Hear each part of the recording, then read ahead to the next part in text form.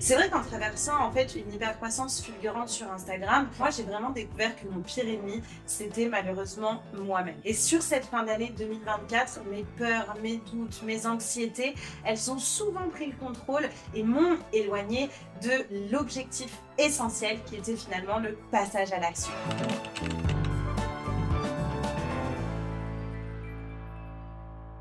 Hello darling et bienvenue à toi dans ce tout nouvel épisode de podcast où ici on va parler tout simplement des limites que l'on s'impose à nous-mêmes et qui nous empêchent de passer réellement à l'action. Je préfère tout de suite te prévenir que si tu cherches un épisode de podcast où je vais te caresser dans le sens du poil, te parler gentiment pour te réveiller, tu te trompes clairement. J'avais vraiment envie qu'aujourd'hui tu prennes conscience que tu es l'actrice de ta propre réussite et si j'ai besoin d'y aller franco avec toi, j'ai pas peur parce que je sais que tu mérites de te dépasser et de réussir. Et en toute transparence, j'avais de base pas du tout pour objectif de faire un épisode de podcast là-dessus, mais il m'arrive parfois quand même un petit peu de donner quelques coups de pied aux fesses à mes élèves en accompagnement one-one. Donc je me suis dit que ça pourrait intéresser certaines personnes ici présentes qui regardent le podcast. Alors bien évidemment, quand on parle de limites, on peut associer ça au plafond de verre, mais je vais pas trop orienter cet épisode là-dessus parce que je suis pas là pour te donner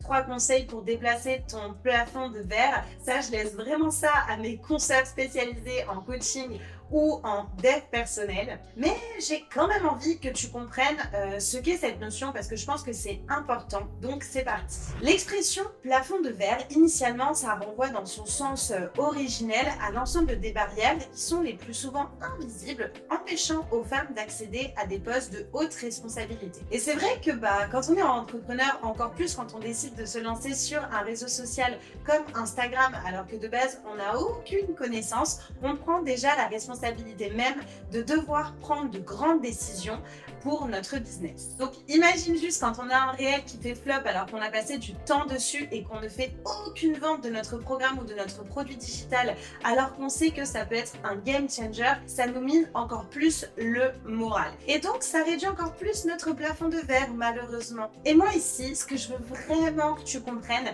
c'est que tu es la seule personne responsable de tes limites. Il n'y a personne qui t'en impose, alors pourquoi t'infliger ça? Bien sûr, nous n'avons pas les mêmes objectifs. Certaines personnes rêvent d'avoir une grande équipe, d'autres de grands bureaux, quand d'autres se contentent simplement de développer leur side business et c'est tout à fait ok. Et moi, je me souviens, typiquement, quand j'ai commencé, je stagnais énormément sur Instagram. Comme tout le monde, c'est normal au début.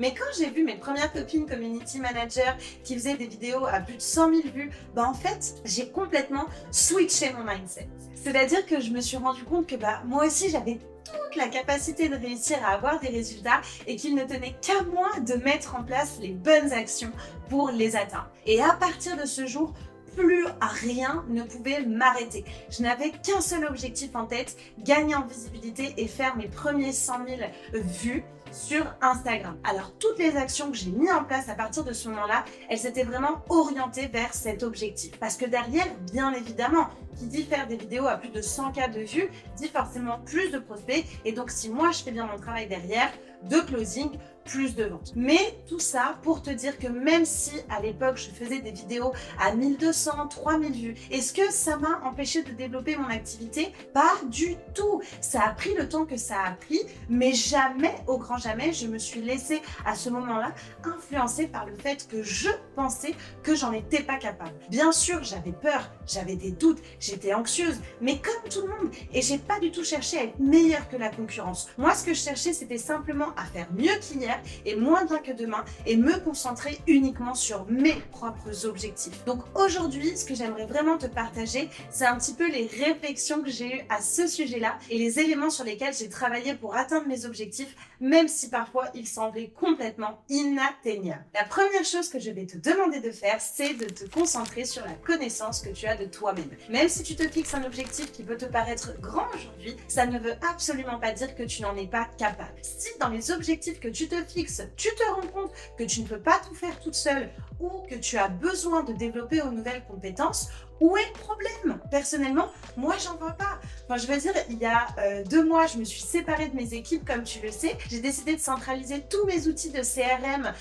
et les logiciels. Et donc, j'ai dû reprendre la main sur mon propre business. Et je me souviens très bien que début octobre, j'ai dit à une pote que j'étais pas capable de le faire. Et puis, je me suis dit, mais attends, why not? Elle vient de le faire, donc pourquoi pas moi? Donc, j'ai fait le point sur toutes les connaissances que j'avais et celles que j'avais besoin de développer. Et j'ai appris, en l'espace de 3 jours, à faire des automatisations. Genre, what? C'est insane! Mais pourquoi et comment est-ce que j'en suis arrivée là? Parce que j'ai accepté de ne pas tout savoir et que pour la gestion de mon business, j'avais tout simplement besoin de me former. Mes connaissances évoluent en fonction de mes besoins et c'est tout à fait ok.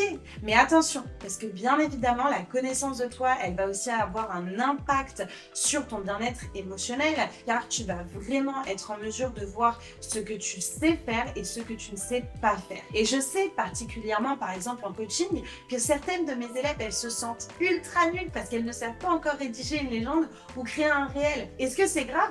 Pas du tout! Encore une fois, on est là pour apprendre. Donc, au lieu de jalouser, au lieu d'envier, au lieu de ruminer sur ton sort, passe à l'action et forme-toi. Et d'ailleurs, quand je parle de formation, ça m'amène au point numéro 2. Accepte de commencer petit. C'est pas parce que tu as un grand objectif et que tu l'imagines inaccessible qu'il n'est pas atteignable. Genre moi, je me souviens quand j'ai commencé la muscu, au début, je me disais, mais jamais, au grand jamais, une nana de 57 kilos, comment veux-tu que je fasse du hip thrust à plus de 120 kilos? J'arrive déjà pas à porter un pack d'eau de 6 litres, comment veux-tu que je fasse du développé couché? Ça, c'était plein de croyances que j'avais. Et pour en arriver là, devine quoi, je me suis entraînée. J'ai commencé à faire au poids du corps, petit à petit, j'ai augmenté mes charges jusqu'à réussir à soulever 120 kilos et 14 kilos dans chaque bras au développé couché. Genre, what the fuck? On est d'accord. Et tu sais pourquoi j'y suis arrivée? Parce que j'ai accepté que pour pouvoir avoir de grandes réussites, il faut aussi d'abord passer par avoir de petits résultats. Et en fait, le problème que je remarque très souvent avec mes élèves, c'est que quand elles ont un objectif en tête de faire 10 000 euros de chiffre d'affaires par mois grâce à la vente de produits digitaux ou bien tout simplement la digitalisation de leurs prestations de services, qui est super, elles oublient de passer par certaines étapes. Mais pourquoi et comment veux-tu faire 10 000 euros par mois grâce à Instagram si tu n'as pas encore optimisé ton écosystème, si tu n'as pas encore mis en place des outils ou des systèmes d'onboarding pour le faire? Et puis moi personnellement, je connais personne, au grand jamais personne, qui a fait 10 000 euros de vente sur Instagram le tout premier jour où il a lancé son produit pour la première fois. Et des exemples comme ça, je peux t'en donner plein. On va avoir par exemple Steve Jobs. Avant qu'Apple ne devienne l'icône technologique qu'elle est aujourd'hui, le mec, il a vécu plusieurs échecs. Son projet d'ordinateur, ça a été un énorme flop, coûtant des millions d'euros à l'entreprise. Par la suite, il a quand même été évincé d'Apple, sa propre entreprise qu'il avait fondée. Mais il n'a jamais abandonné. Il a fondé Next, qui finalement a été racheté par Apple, marquant son retour et le début de la renaissance de la marque. En entrepreneuse, on peut aussi citer Oprah Winfrey. Avant de devenir une légende des médias et d'interviewer des personnes comme Harry, par exemple, et Meghan, elle a été renvoyée de son propre poste de journaliste télé parce que ses supérieurs trouvaient qu'elle s'impliquait beaucoup trop émotionnellement dans les histoires. Donc cette nana, elle a juste continué à avancer, transformant sa capacité d'empathie en une force qui a captivé des millions de téléspectateurs et en baptisant ainsi un empire médiatique. Des exemples, allez, je t'en donne encore un ou deux. Je pense notamment également à J.K. Rowling, parce qu'on est un peu dans la phase automne Harry Potter. Avant que ça devienne un phénomène mondial, la nana, elle a été rejetée par 12 maisons d'édition. Elle a traversé des moments difficiles, financièrement parlant et aussi bien émotionnellement, mais elle a continué à croire en son livre et finalement c'est Bloomsbury qui a accepté de publier Harry Potter et la suite, tu la connais. Et enfin, pour terminer, j'aimerais aussi te partager l'un de mes exemples préférés parce que je suis une fan de Disney, c'est Walt Disney. Le mec, il a été renvoyé d'un journal sous prétexte qu'il manquait d'imagination et qu'il n'avait pas de bonnes idées. S'il te plaît. À la suite de ça, il a créé plusieurs entreprises qui ont échoué jusqu'à ce qu'à la fin, il lance le personnage de Mickey Mouse, marquant initialement le début de sa réussite. Et tu vois, même moi, avant de faire mes premiers 10 000 euros de chiffre d'affaires, il a fallu que j'accepte de faire des mois à 3 000 euros, puis des mois à 5 000 euros, puis ensuite 10 000 euros et enfin stabiliser à environ 11-15 000 euros par mois. Et ce que je veux vraiment ici que tu comprennes, c'est que c'est normal, on passe tous par là. Mais qu'aujourd'hui, tu es littéralement en train de te gâcher la vie parce que tu vas directement passer à l'étape d'après en pensant à ton objectif, mais en oubliant toutes les étapes. Et en fait, tu es en train juste de te gâcher la vie. Et pourquoi? Parce que toi, ce que tu vas voir sur Instagram, c'est des entrepreneurs te dire qu'ils font des millions de vues, mais trop souvent, ces personnes, elles zappent de te dire qu'avant, elles ont commencé avec des petits objectifs. Comme je te le dis depuis le début, il n'y a personne, au grand jamais personne, qui a réussi d'un coup et encore moins sur Instagram. Tout le monde commence par avoir 0 abonné. Donc moi, je pense vraiment qu'avant de vouloir directement atteindre le sommet et monter les petites marches 2 par 2, tu dois accepter de monter les marches une à une et petit à petit. Et attention, ce que je te dis pas ici, c'est que tu n'as pas le droit de voir grand, mais souviens-toi que c'est toutes les petites actions que tu vas mettre en place qui t'apporteront de grands résultats. Et d'ailleurs, ça me fait penser à un truc. En parlant d'Instagram, ça nous amène au point numéro 3 qui, selon moi, est un vrai problème pour beaucoup de personnes et qui, inconsciemment, fait que vous vous fixez des limites, c'est de vous comparer aux autres et de juger. À mon sens, il faut que tu arrêtes de penser au regard des autres et au jugement. Je ne sais pas si tu es au courant, mais il y a 3 types de jugements. Il y a premièrement le jugement que l'on fait aux autres, il y a le jugement que l'on fait à soi-même et il y a le jugement qu'on pense que les autres nous font. À partir du moment où tu as une idée en tête et des pensées négatives face à cette idée, le jugement que tu t'affliges à toi-même va avoir un énorme impact sur ta capacité de réussir. Et ça, je le sais parce que souvent, les limites que l'on s'impose sont aussi liées à une faible estime de soi. Et je te donne un exemple. La dernière fois, j'étais en coaching et j'ai une de mes élèves qui m'a dit qu'elle ne savait pas verbaliser ses idées de contenu, que c'était très compliqué pour elle, donc forcément, elle se sentait nulle et elle avait l'impression de ne pas y arriver. Ni une ni deux, avant même d'essayer d'organiser tout son calendrier éditorial qui était de base l'objectif de jour, moi je lui ai fait prendre en fait tout simplement le problème à l'envers et nous avons décortiqué ensemble son blocage. Là où à 10h, mon élève elle était complètement découragée et démotivée et elle avait perdu toute confiance en elle, le lendemain à midi, elle avait déjà rédigé 3 scripts de posts Instagram complets plus des légendes. Et pareil, cette même élève, elle n'arrivait pas à faire des stories qui donnent envie aux gens de s'abonner ou d'interagir tout simplement avec son contenu. Donc au lieu de vouloir directement chercher l'interaction, nous avons d'abord commencé par revoir la bonne méthodologie et faire des exercices de copywriting. Résultat des courses, 2 heures seulement après son accompagnement, elle a fait une story de manière ultra naturelle et je sais pertinemment que ça va devenir un mécanisme pour elle. Et même la plus grande victoire que j'ai appris aujourd'hui, c'est qu'elle avait déjà 4 personnes inscrites à sa liste d'attente pour son produit qui n'est même pas encore sorti. C'est pas un truc de dingue? Et si je te parle de tout ça, c'est parce que chacune de mes élèves et moi-même, au début, on pense qu'on a des limites parce qu'on pense qu'on n'en est pas capable, alors qu'en fait, il suffit juste de placer ses pions au bon endroit. C'est exactement comme une partie d'échec. Donc, plutôt que de te dévaloriser, de ne pas te respecter, repense d'abord à ton plein potentiel et à quoi tu es pleinement capable. Et même si aujourd'hui, tu ne t'en sens pas capable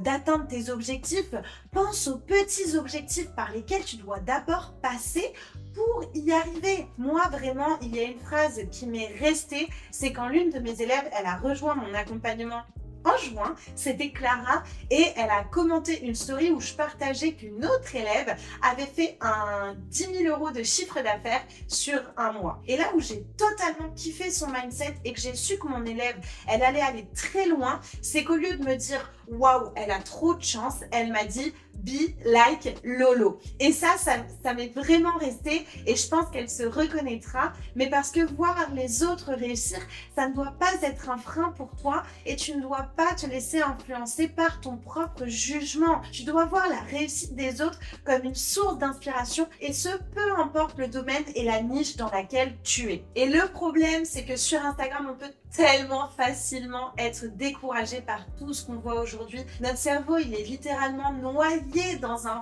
flux d'informations qui peuvent nous miner le moral et nous empêcher de nous concentrer sur les événements présents. Et je sais de quoi je parle parce que la période de septembre-octobre, elle a été réellement un véritable enfer pour moi. J'étais vraiment découragée jusqu'à être, honnêtement, entre nous, dégoûtée d'Instagram parce que je voyais tout le monde réussir et dans ma tête, j'étais là en mode « mais je stagne, mais je suis nulle ». En bref, tout le blabla d'une parole de meuf qui a totalement perdu la confiance en elle. Quand j'ai recommencé à me comparer aux autres, en fait, je me suis miné le moral et c'est là où je me suis dit mais meuf, t'en es tout à fait capable parce que tu l'as déjà fait en fait. Et si t'es une personne qui n'a pas encore atteint un objectif et que tu rêves de le faire, pense à la personne que tu deviendrais si tu atteindrais cet objectif. Moi, à certains moments, j'envie mes consoeurs quand elles disent qu'elles font des mois à 100 000 euros.